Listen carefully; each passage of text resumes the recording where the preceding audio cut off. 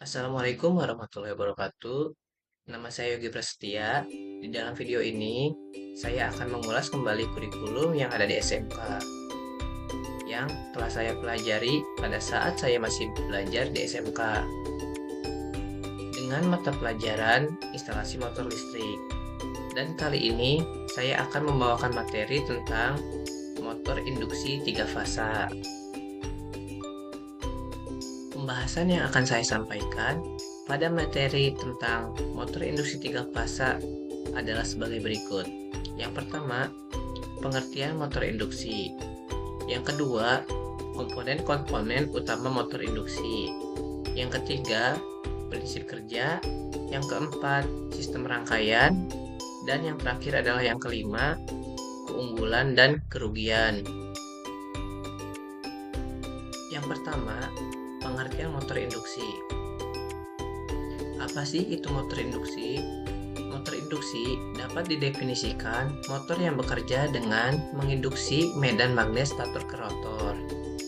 Motor induksi adalah mesin listrik yang mengubah energi listrik menjadi energi kinetik dengan menggunakan medan listrik yang digabungkan dan memiliki slip antara medan stator dan rotor. Yang kedua adalah komponen-komponen utama motor induksi.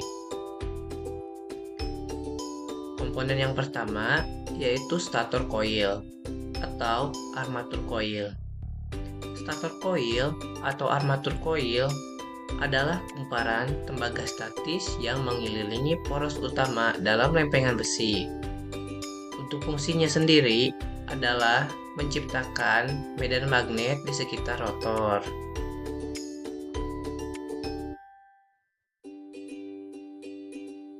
Komponen yang kedua yaitu rotor coil atau komutator. Tidak jauh berbeda dengan stator, namun rotor coil atau komutator dihubungkan langsung ke poros utama. Keduanya merupakan kumparan tembaga. Ujung kumparan bagian ini dihubungkan ke ujung poros utama. Dan fungsinya juga tidak jauh berbeda dengan stator, yaitu menciptakan medan magnet.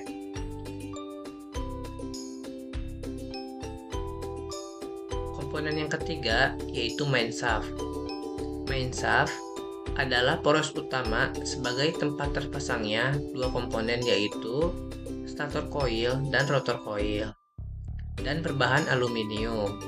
Tujuannya agar tetap stabil pada suhu tinggi.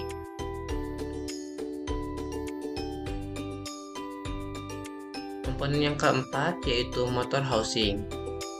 Motor housing adalah salah satu komponen motor listrik yang berperan sebagai komponen pelindung yang melindungi seperti stator coil, rotor coil, main shaft, dan masih banyak yang lainnya.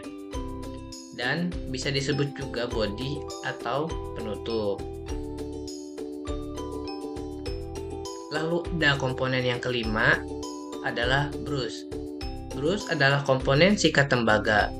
Fungsinya untuk menghubungkan sumber arus ke rotor coil.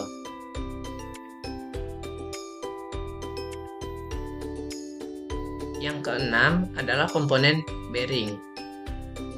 Bearing fungsinya untuk mempermudah atau memperlancar putaran poros utama agar tetap stabil. Bearing memiliki sifat tidak mengganggu kerja komponen lain, sehingga putaran yang dihasilkan tetap sama.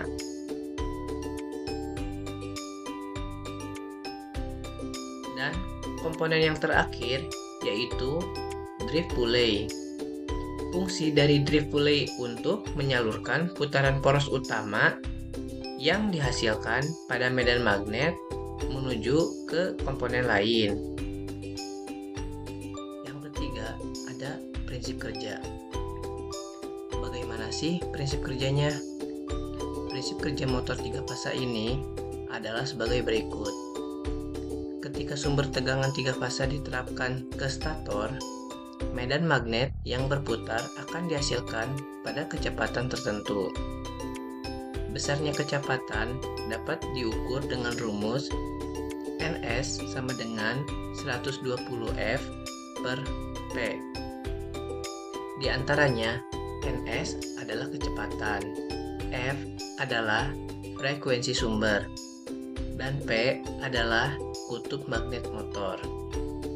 Perlu diperhatikan bahwa medan magnet putar stator akan memotong konduktor pada rotor, sehingga pada rotor akan terjadi gaya gerak listrik induksi.